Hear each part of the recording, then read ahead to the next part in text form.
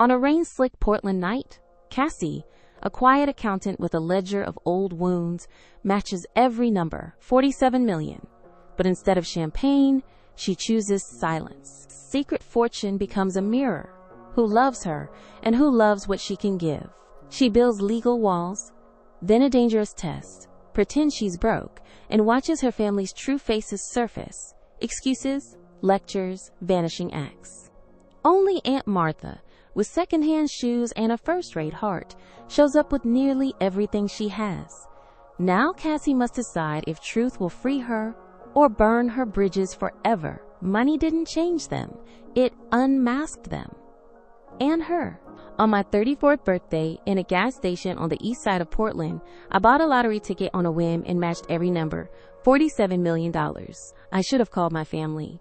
I didn't. Years of being the bank of Cassie had taught me the cost of being generous when no one returned the favor. So I made a decision, as life-changing as the winning numbers themselves. I would tell no one. Not my parents, not my siblings, not even my best friend. And that secret would decide who loved me and who loved what I could give. Before we go any further, comment where in the world you are watching from and make sure to subscribe, because tomorrow's story is one you don't want to miss. I didn't scream or jump or spray champagne. I did what accountants do. I double-checked. I sat in my Corolla under the buzzing canopy lights, cross-referencing the numbers on my phone with the ticket in my hand until my fingers cramped. The clerk's neon open sign flickered, rain misted the windshield, and somewhere a delivery truck clanged a tailgate. 47 million. I could hear my heart, steady and loud, like a metronome tapping out a brand new life. Back in my one-bedroom apartment, thin walls, a view of a brick alley, a thermostat that lied, I tucked the ticket into a Ziploc bag and slid it under the baking sheet I never used. Then I paced. I thought about my 60-hour weeks during tax season, the way my boss Arnold smiled while rephrasing my ideas as his, the 401k I kept promising myself I'd max out next year, the health insurance premiums that climbed like ivy. I thought about student loans, minimums met, never vanquished. I thought about how many times "we're proud of you" from my family meant "we're proud of you for being reliable." I could hear each of their voices lining up in my head the moment the news got out. My mother Diane, with her gentle sighs and gentle nudges, "Sweetheart, this is a blessing. You know, Warren and I have been looking at the lake house. Maybe we could coordinate." My father Gregory, the lecture first, the affection later. "Cassandra, let's talk about responsible disbursement schedules and tax implications." My sister Lisa, cheerful and distracted, the kind of person who says budget while scheduling a kitchen remodel. My brother Jason, out of work again, but full of plans, all of them. "Can't miss. Just need a small float to get started." And then there was Aunt Martha, a school teacher with secondhand shoes, a warm laugh, and the only hugs that ever felt like home. I sat on the edge of my bed, shoes still on, and realized the money wouldn't just change my life. It would change how I was seen. In this family, dollars didn't just buy things. They rearranged loyalties, rewrote history, and put you on the hook for everyone else's dreams. I wasn't afraid of wealth. I was afraid of indebtedness in reverse, that invisible ledger where I would always owe because I had more. So I did the most un-Cassandra thing I had ever done. Nothing. I didn't call. I didn't text. I didn't even tell Charlotte, my best friend since college, the person who has sat on my tiny balcony and split a Trader Joe's salad with me more times than I can count. I locked my door. I opened my laptop. I searched lottery winner ruined life. Page after page. People who spent everything in 2 years. People sued by cousins they hadn't seen since 5th grade.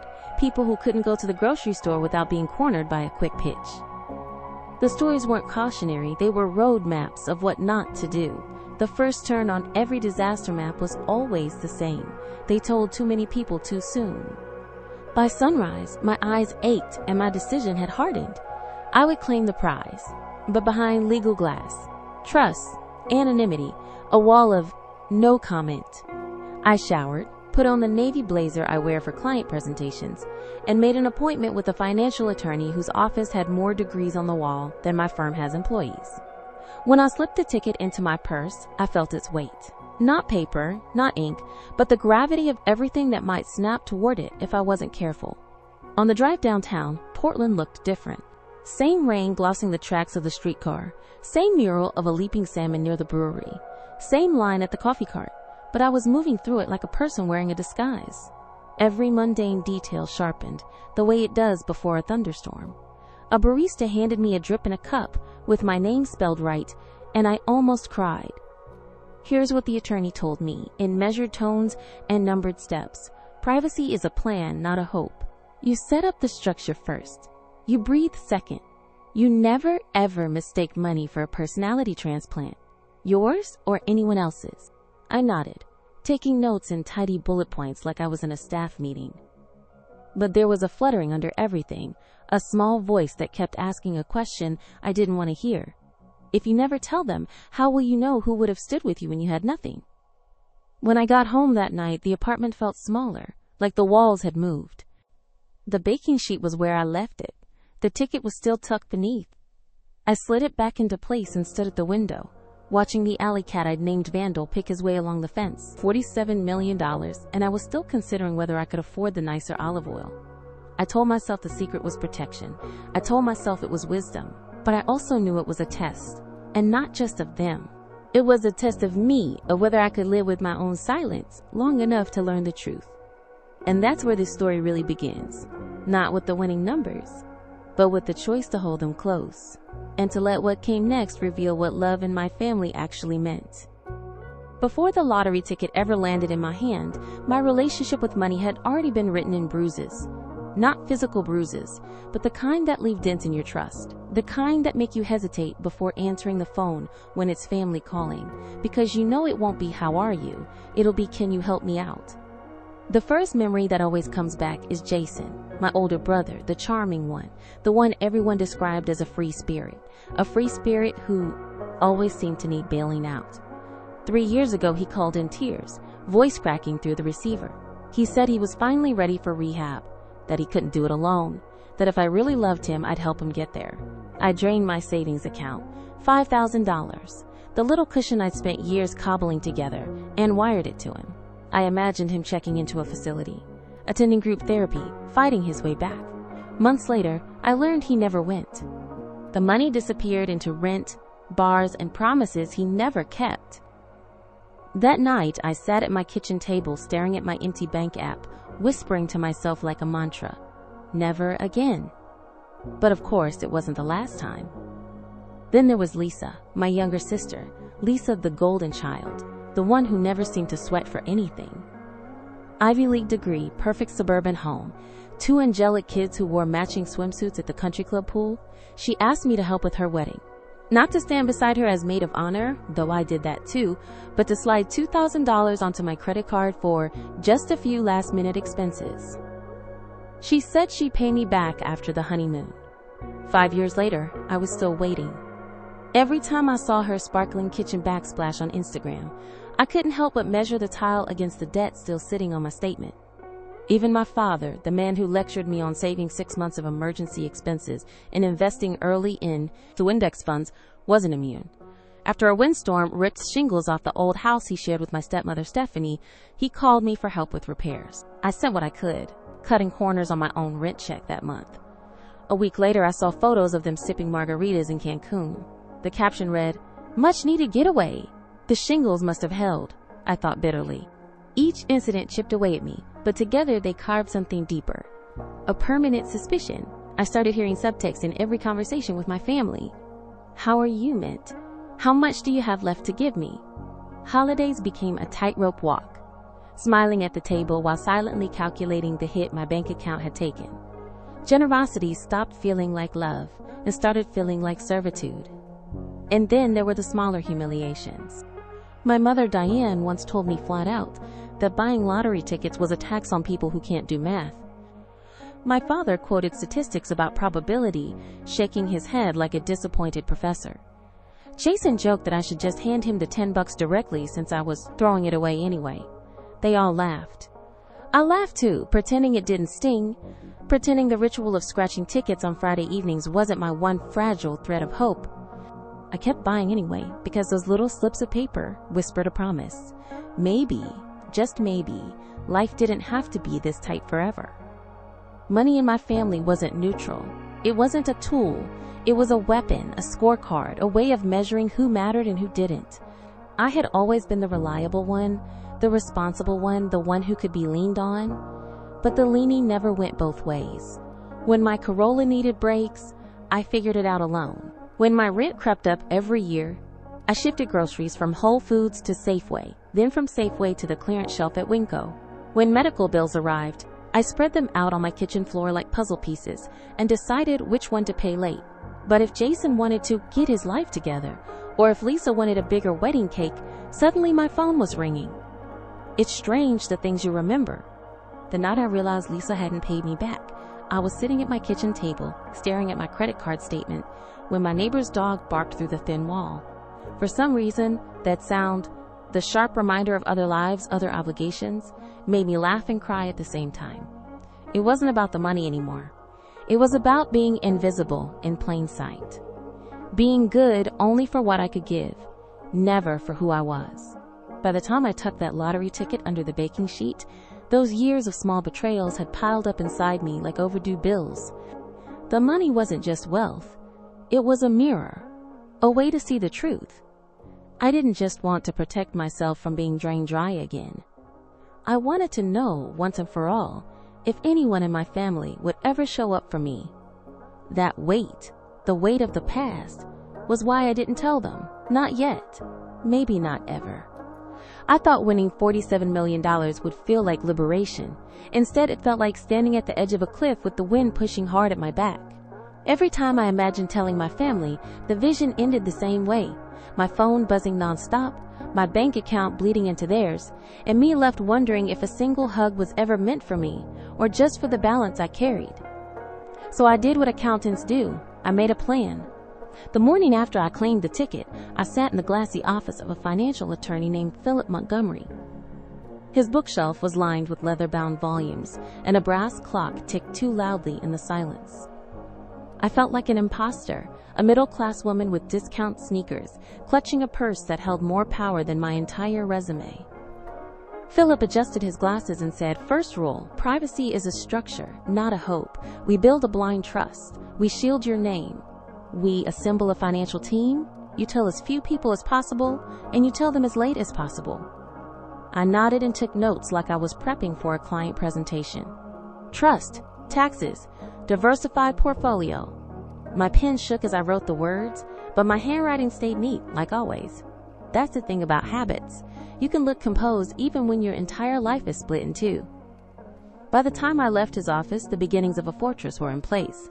A fortress of paperwork and signatures, of accounts that would drip security into my life for as long as I needed it.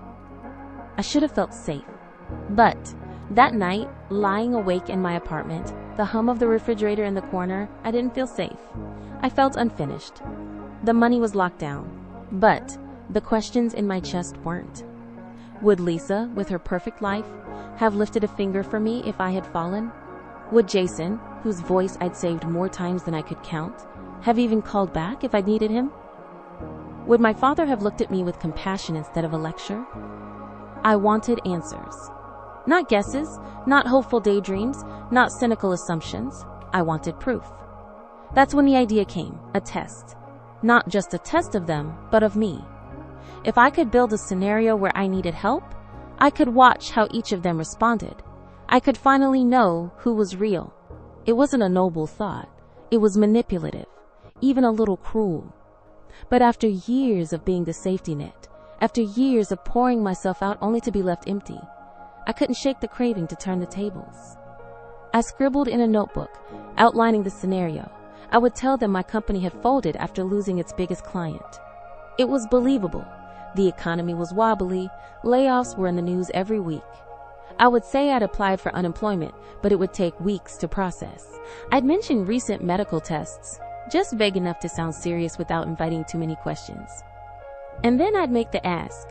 A loan of $3,000 to cover rent and bills until I landed something new. $3,000 felt like the right number. Large enough to be significant, small enough to be possible, and symbolic too. Almost exactly what Lisa still owed me, nearly what Jason had wasted in a single weekend. about what my father had once asked for to fix his roof. The more I rehearsed the story, the more real it became. I practiced in front of the mirror, adjusting my tone, not desperate, but shaken, not begging, but vulnerable. I even let my voice crack at the right place. I hate to ask, but I don't know where else to turn. When I told Charlotte, my best friend, about the plan, she looked at me like I'd grown another head. "Cassie, this is insane," she said, setting down her wine glass so hard the stem rattled. "You're going to lie to your family? To test them?" "I need to know," I whispered. "Need to know what? That your brother's unreliable? That your dad lectures instead of listening?" "You already know these things." "But I don't know," I insisted. "Not until it's my hand reaching out. Not until it's real." Charlotte shook her head, eyes narrowing. "This isn't you. You're kind. You're careful. You think things through. This is cruel." Her words stung because they were true, but beneath the sting was something harder. Resolve. "I have to do this," I told her. She sighed, leaning back in her chair. "You've already made up your mind, haven't you?" I nodded. That night, alone, I finished writing out my script. Every detail was planned, the timing, the pauses, even backup explanations if someone pressed too hard. I listed every family member, imagining how each would respond, writing predictions in the margin. My mother, concerned, but passing the responsibility to Warren. My father, lecture first, refusal second. Lisa, sympathy, then excuses. Jason, silence. Heather, judgment. Ryan, promises that wouldn't stick. Only Martha, sweet Martha, I dared to hope might do something, even if just a kind word. I closed the notebook and stared at it, the ink still damp. For years, I'd been the one others leaned on. For years, I'd carried their weight.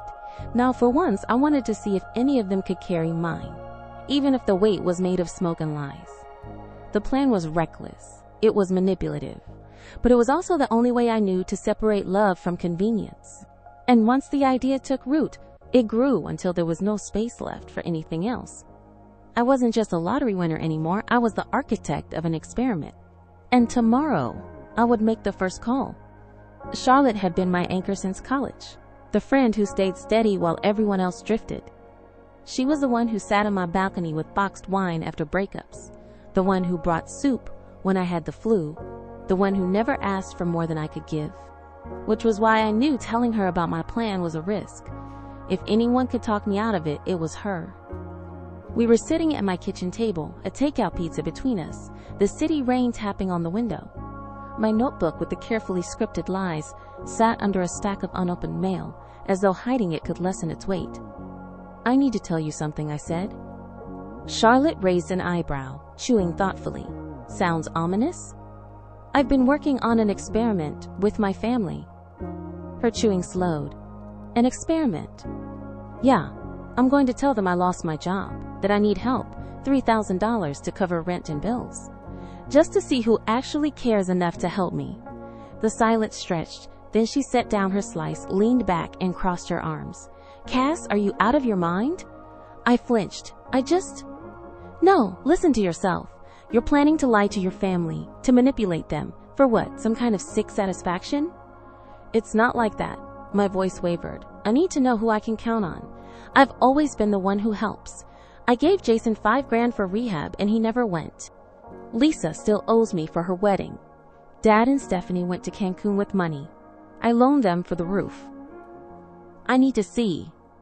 "You already know," Charlotte interrupted, her voice sharp. "You don't need a fake sob story to prove it. You've got years of proof." Her words hit like a slap, because part of me knew she was right. But another part, the stubborn and bruised part, bristled. "Maybe I just want to be sure," I muttered. Charlotte leaned forward, eyes blazing. "No, what you want is to punish them. And you're dressing it up as a test. But it's not a test, Cassie. It's a trap." I stared at her, stung. "So you think I'm wrong?" "I think you're hurt. I think you're desperate to flip the script after years of being used. But this isn't the way." She jabbed a finger at the notebook I'd hidden under the mail. "You lie to them, and even if you get the answers you want, what then? You gonna keep the money forever? You going to sit there while Martha pawns her jewelry to help you and just nod along?" My throat tightened. I wouldn't let it get that far. Charlotte shook her head slowly. Yes, you would. Because once you start this, you won't stop until you've seen it through. That's who you are. You finish what you start. And this time, it's going to burn you. The room went quiet, except for the hum of the refrigerator. I tried to swallow the lump in my throat, but it wouldn't move. Charlotte, I can't just sit here and assume. If I tell them about the money one day, how do I know it's real love and not dollar signs? This is the only way to know. Her expression softened, but only slightly. Cass, money doesn't change people. It unmasks them. You don't need to build an experiment. You already have your answer. Every time they ignored your calls, every time they treated you like a safety net instead of a sister or daughter, that was the answer. I blinked hard against the sting in my eyes. So what? I just accept it? You accept it, or you confront them honestly. But you don't spin lies and then act surprised when it all collapses. You're too good for that. The words should have soothed me. Instead, they left me feeling exposed, as if she had cracked open my chest and shown me the raw ache inside. We finished the pizza in silence, the kind of silence that presses down heavy. When she left, she hugged me a little tighter than usual, like she was trying to hold me back from a ledge. After the door closed, I stood in the quiet apartment, staring at the notebook. Her warnings echoed in my head. It's a trap. It'll burn you. You're too good for this. And yet, I opened the notebook anyway, flipped through the pages of careful lies, the predictions, the strategies. Each line felt like a dare to myself. Charlotte was right about one thing. Once I started, I wouldn't stop until I'd finished. I picked up my pen and underlined the first name on my list. Mom. Tomorrow, the experiment would begin. The next morning, I brewed coffee I barely tasted and stared at the first number on my list. Mom. If anyone would help, it had to be her. She'd always described herself as nurturing, the selfless mother who sacrificed so much for her kids. I dialed her number with trembling fingers. She answered on the third ring, cheerful but distracted. Cassie, hi, honey. What's going on? I made my voice small, strained. Mom, something's happened. The firm shut down. Just like that. I don't know what I'm going to do. Her breath caught. Oh, sweetheart, that's terrible. Have you filed for unemployment? Not yet. It'll take weeks. And I had some medical tests recently, so my savings are gone. I hate to ask, but I need some help. About $3,000, just until I land on my feet. Silence stretched on the line. I could picture her shifting uncomfortably in her chair, glancing at Warren across their granite kitchen island. Well, she said finally, voice tightening, you know Warren and I just put money into the lake house. We're really cash poor right now. Maybe ask your dad. Or Lisa. Paul's a surgeon. He's got a good salary. It was exactly what I expected, but still it stung. Okay, Mom, I understand. Rent's due next week though, so if you can talk to Warren. I'll see what I can do, she said quickly, but no promises. Stay positive, sweetheart.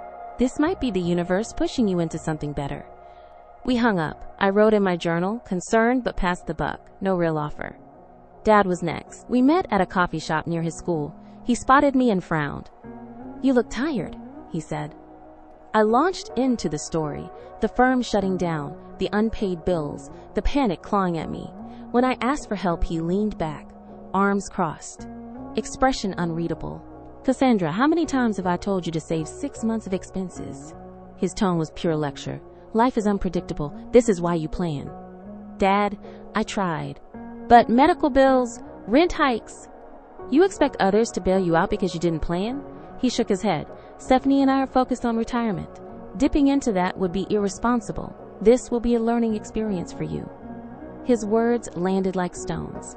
I fought back the urge to scream. I didn't expect money, but some compassion? Was that too much? Apparently, yes. I scribbled in my journal afterward. No help, only lectures. Lisa, my younger sister, invited me into her spotless suburban home. The air smelled of fresh paint, her remodeled kitchen. She made us lattes with her commercial-grade machine, steam hissing like punctuation to her perfect life. When I told her my story, her eyes widened. Oh my God, Cass, that's awful. She reached over, squeezing my hand. For a moment, I believe, but when I asked for the $3,000, her face shifted.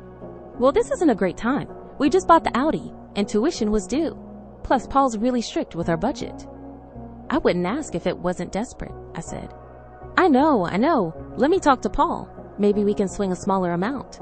Or you can move in with us temporarily. The guest room's full of boxes, but we could clear it out. Her eyes darted away, betraying her real answer. I left with a polite hug, but in my journal I wrote, sympathy at first, but money matters more, empty promises. Jason, my older brother, was easiest. I texted him the story. Hours later, he replied, that sucks, sis. Type myself, we'll call later. He never did. My follow-up messages went unanswered. My calls went straight to voicemail. This from the same brother who once sobbed into the phone asking me for rent money on Christmas Eve. Journal entry. Radio silence. Confirmed expectations. Stephanie, my stepmother, didn't bother with pleasantries. Over the phone, her voice was clipped. Cassandra, I'm sorry you're struggling, but Warren and I can't help financially. Maybe you should consider downsizing your apartment or getting a roommate. When I reminded her I'd helped with their vacation cabin repairs, she snapped. That was different. That's a family property you also enjoy. I'd been invited there once in 5 years. I hung up shaking. Journal, dismissive. No recognition of past hope. Warren, my stepfather, was worse. When I called him directly, he cut me off. You are not my daughter. Your financial problems are your own. Maybe you should have picked a more lucrative career. Then he ended the call. Journal, cruel, confirmed lack of responsibility. Heather, my aunt, listened without much sympathy. Well, Cassandra, I always said accounting wasn't stable. Maybe if you'd taken that bank job after college. She launched into stories of other relatives who pulled themselves up without handouts. Later, I heard she was gossiping to the rest of the family about my irresponsibility. Journal, judgmental, spreading rumors. Ryan, my cousin, initially promised help. Let's meet for lunch, I'll bring a check. On the day, he canceled last minute, said he'd reschedule. He never did. Journal, promises evaporated. By the end of the week, my journal was full of rejections, excuses, and silences. 10 people who had once leaned on me, some heavily, had all found ways to step aside when I reached out. Except Martha. Her name was still waiting, untested, uncalled, and somehow that made my chest ache most of all. By the time I reached Martha's name on my list, I was worn down. A week of polite refusals, shifting excuses, and flat-out rejections had hollowed me out. My journal looked like a ledger of betrayal, page after page of people I had carried, now unwilling to carry me. I almost didn't make the call. I couldn't bear to hear her voice say no. But I didn't have to. One evening, as I sat on my couch staring at the notebook, my phone rang. Aunt Martha. Cassie, honey, she said, her voice warm and concerned. Your mom mentioned you lost your job. Are you okay? I froze. I hadn't even reached out yet. She had heard secondhand and picked up the phone anyway. Tears stung my eyes just hearing the genuine worry in her tone. I'm hanging in, I said, voice cracking. For once, the emotion wasn't rehearsed. It's been rough. Let's meet for lunch tomorrow, she said without hesitation. My treat. And don't argue. We met at a small diner near her apartment, the kind of place with cracked vinyl booths and laminated menus sticky from years of syrup spills. Martha looked exactly like herself. Jeans, cardigan, hair pulled back, no pretense. When she hugged me, I felt something I hadn't felt in weeks. Safe. Over grilled cheese sandwiches and coffee that tasted faintly of burnt beans, she asked careful questions.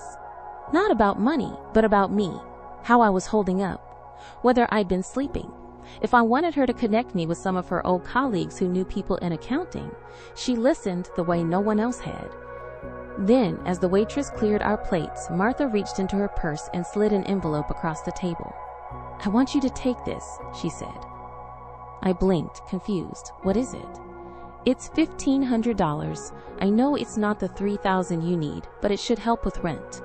I stared at the envelope, throat tightening. Martha, I can't. This is too much. You need this. She shook her head firmly. Family helps family, no discussion. But your health, I protested. I knew she had been managing type 2 diabetes. The medication's not cheap. You can't. Cassie, she said, reaching across the table to hold my hand. I don't have much, but what I do have, I share with the people I love. If I can't do that, what good is it? Tears blurred my vision. Unlike every other conversation I'd had that week, this wasn't obligation wrapped in excuses. This was love, plain and simple. And listen, she added, her voice softening, if money ever runs short, my couch pulls out into a bed. It's not much, but you'd never have to face this alone. I broke. The sobs came, shaking my shoulders, right there in the middle of that sticky diner booth. She didn't flinch. She just squeezed my hand tighter, like she was anchoring me. That night, back in my apartment, I opened the envelope. The bills were crisp, carefully stacked.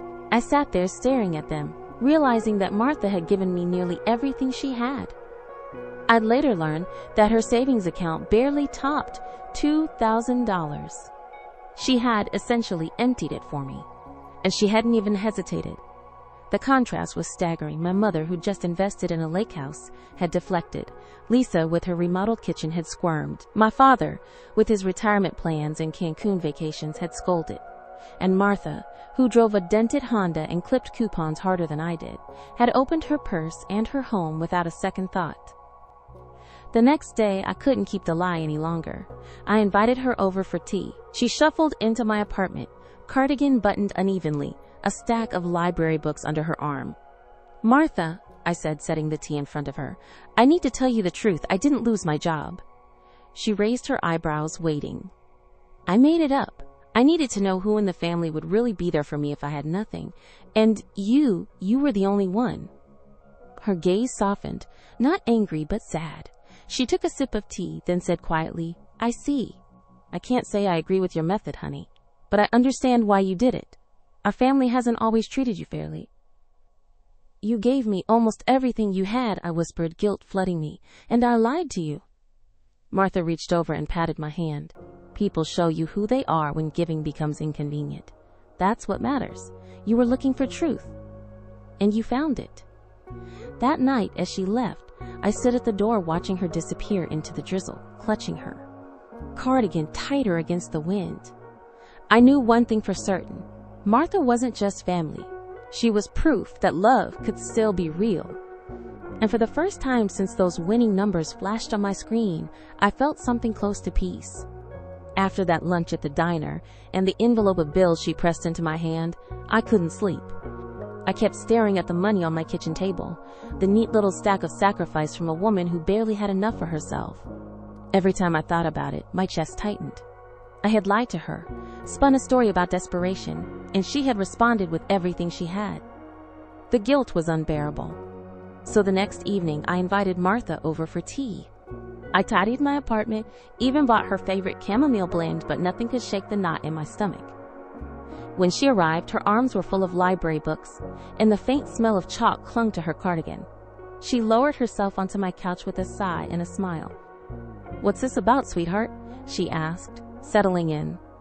I set a steaming mug in front of her and sat opposite, hands twisting in my lap. Martha, I need to tell you something, and I need you to hear me out before you say anything. Her expression remained calm, curious, the way a good teacher listens before correcting. I didn't lose my job, I blurted. Her eyebrows lifted slightly, but she didn't interrupt. I made it up. All of it. The layoffs, the medical bills, the rent crisis. It was a test. I wanted to see who in the family would help me if I had nothing. My voice cracked. And you were the only one. For a moment, silence hung heavy between us. She sipped her tea, thinking, then she set the cup down gently. I see, she said. I can't say I like the idea, Cassie, but I understand why you did it. I blinked. You're not angry? Sad, maybe, she admitted. Sad that you felt you had to lie just to discover who really cared. But angry? No. I've been around long enough to know how this family works, and I know how often you've been taken advantage of. Tears burned my eyes. But you gave me so much, Martha. Money you couldn't afford. And I lied to get it. I don't deserve your kindness. She reached over, her hand warm and steady on mine. Family helps family. That's what I believe. But Cassie, I want you to hear something important. Money doesn't change people. It unmasks them. It shows who they really are, not who they pretend to be. Her words sank into me like stone into water, rippling outward. I had spent weeks building lies to prove what she already knew. You've always been the one who gives, she continued. And they've always been the ones who take. You didn't need an experiment to see that, but maybe you needed to see it for yourself. I nodded, wiping at my eyes. You were the only one who showed up, and you didn't even wait for me to ask. You just called. She smiled, soft and a little sad. Because I love you, Cassie. No other reason. The weight of her love cracked something inside me. I couldn't hold the secret any longer. I drew a shaky breath. There's something else you should know. Something bigger. She tilted her head. Go on. I won the lottery. The words tumbled out like stones. 47 million. I'm the sole winner. I claimed it through a trust, and no one knows. Not Mom, not Dad, not Lisa or Jason, not even Charlotte. You're the first. Martha's eyes widened, but she didn't gasp or pepper me with questions. She just sat there, processing. Then she reached for her tea again. That's life-changing, she said softly. I know, and that's why I did this test. I needed to know who would be there for me without knowing about the money. I couldn't bear the thought of everyone suddenly playing nice just because I had millions. Martha nodded slowly. I understand that. But Cassie, listen to me. You don't owe anyone anything. Not even me. What you do with that money is your choice. Don't let guilt turn it into another way for people to use you. I shook my head. But I want to help you. Your medical bills, your apartment. She squeezed my hand again, firm this time. I don't need anything from you. I'm happy with my little place and my books. What matters to me is that you're safe and that you finally found some peace. That's more than enough. Her selflessness was almost too much to bear. After a week of excuses, lectures, and gossip, here was someone who had given me nearly everything without expectation. And now, even knowing I was wealthy beyond measure, she asked for nothing. That night, after she left, I stood by the window staring out at the drizzle-slick street. For the first time since the numbers lined up on that ticket, I felt the truth of what the money really meant. It wasn't power. It wasn't freedom. It was clarity. And Martha had given me that gift. The Sunday I chose for the family meeting was gray, the kind of Portland afternoon where the clouds feel like a ceiling you can almost touch. My apartment, too small for this many people, looked even tighter as I rearranged chairs and set out mismatched mugs. I wasn't planning to reveal the lottery win. No, that secret still needed protecting, but I was done being silent. They arrived one by one. My mother and Warren first, her smile tight, his jaw set like stone. Then my father and Stephanie, him clutching a travel mug, her scrolling her phone without a glance up. Lisa floated in with a designer tote on her arm, Paul trailing behind, already checking sports scores. Jason surprised me by actually showing up, though his eyes darted like he was planning an escape. Aunt Heather arrived last, lips pursed, carrying an air of judgment that filled the room before she even spoke. And finally, Martha, bless her, walked in quietly, gave me a small smile only I noticed, and found a seat in the corner. I cleared my throat, my palms clammy. Thank you all for coming. I know there have been rumors going around about my finances. I wanted to address them directly. My mother shifted uncomfortably. Jason picked at his nails. Lisa glanced at Paul, who was already half distracted. The truth is, I continued, I'm fine. I've found a new job. Better pay, better benefits. I'll be transitioning soon. Oh, thank goodness, my mother said quickly. We were all so worried. Her words felt rehearsed. Faces around the room relaxed, as if they'd all expected me to beg again. Relief flickered like a shared signal. No one here would have to open their wallet today. But I wasn't done. When I thought I'd lost my job, I reached out, I said evenly. I asked for help, just a little, to cover rent and bills. And I noticed something. Almost every one of you had an excuse. My father's brow furrowed. Cassie, life is hard for everyone. We can't just hand out money. Dad, I interrupted, my voice sharper than I expected. You didn't even offer a kind word. You gave me a lecture while sipping your coffee. That's what I got when I told you I couldn't pay rent. He opened his mouth, closed it again. Stephanie jumped in, defensive. It's not fair to guilt trip us. Everyone has obligations, retirement, tuition. Obligations? I said. I paid for Jason's rehab. That never happened. I covered Lisa's wedding. I even helped with your cabin repair, Stephanie. And when I needed help, just once, suddenly everyone was cash poor or too busy remodeling kitchens. Lisa's face flushed. That's not fair. I said I'd talk to Paul. You said you talked to him, I repeated, but you didn't even look me in the eye when you said it, because we both knew the answer was no. Jason finally muttered. I was strapped too, Cass. I couldn't. I turned to him. You didn't even call me back. A phone call cost nothing. The room went still. My words hung heavy, too sharp to be brushed aside. Heather broke the silence with a scoff. Honestly, Cassandra, maybe this is a lesson. You chose a shaky career path, and now you're blaming everyone else. I looked directly at her. No, Heather. The lesson is that love isn't real if it disappears the moment it costs something, and you all taught me that. The air thickened with discomfort.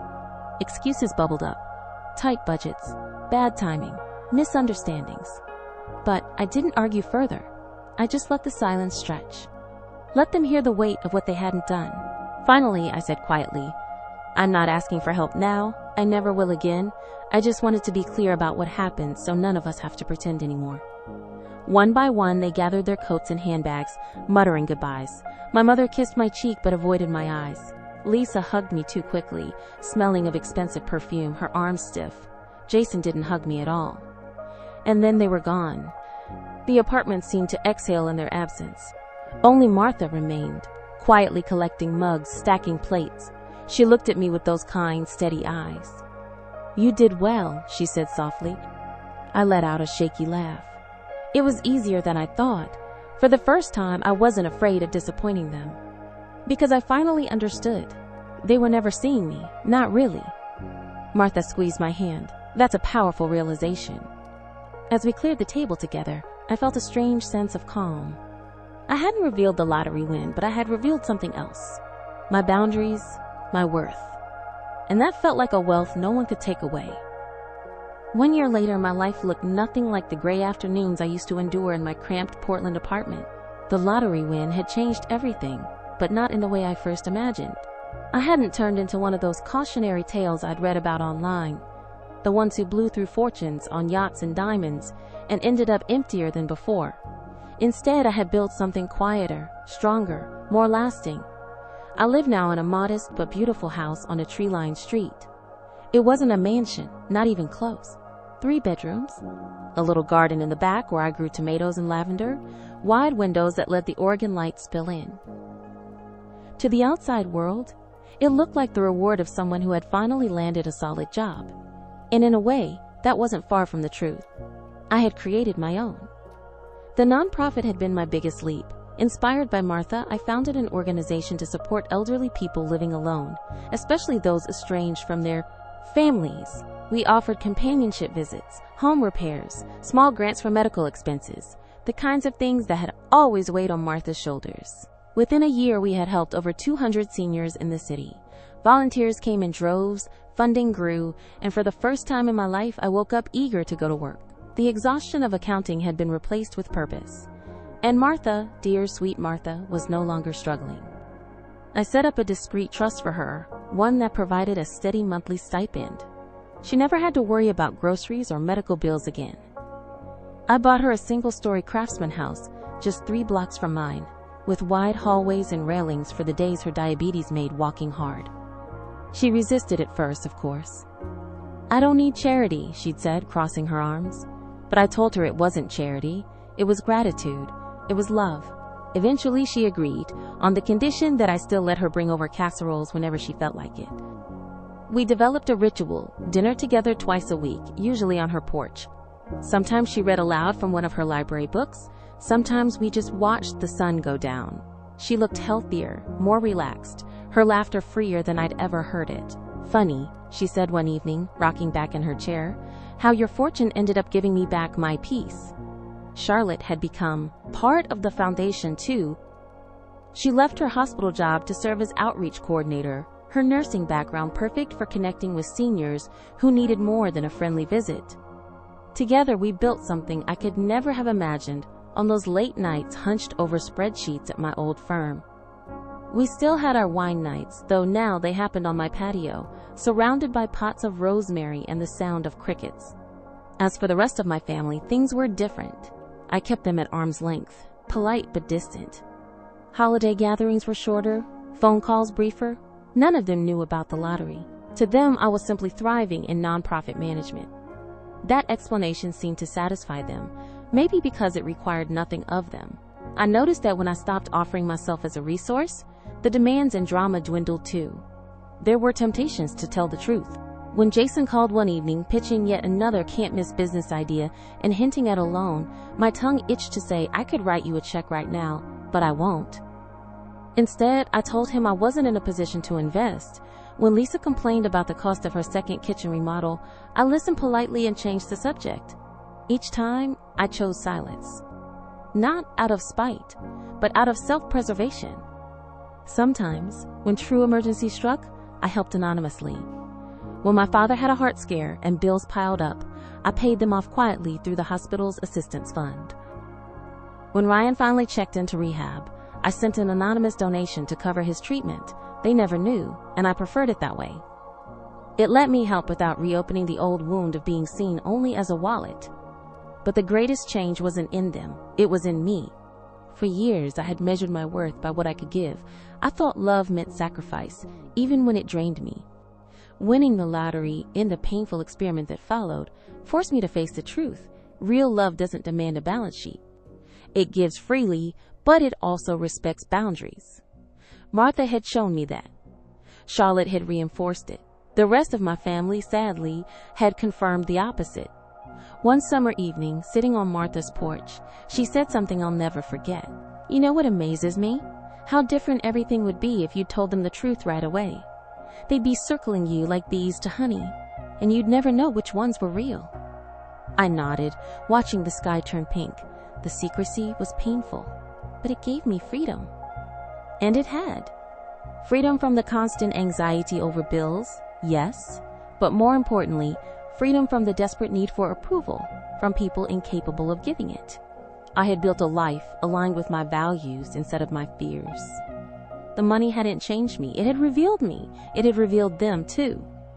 Looking back, I realized the greatest gift wasn't the millions sitting safely in trusts and accounts. It was the clarity to see who truly belonged in my life. It was the courage to set boundaries, to choose wisely, to give without being emptied. And most of all, it was peace. Money is often painted as the ultimate test of character, but this story shows that money doesn't change people. It unmasks them. Cassie's family had years of opportunities to prove their loyalty, and when she finally reached out, most of them failed. Not because they couldn't help, but because they chose not to. The lesson here isn't just about greed or betrayal, it's about boundaries. For too long, Cassie measured her worth by how much she could sacrifice. But the lottery gave her something more powerful than wealth, the clarity to see who truly cared. Martha's kindness teaches us that real love doesn't count the cost. It gives freely, but also respects dignity. Her generosity, despite having the least to spare, showed Cassie what family truly means. This story also challenges us to reflect on our own relationships.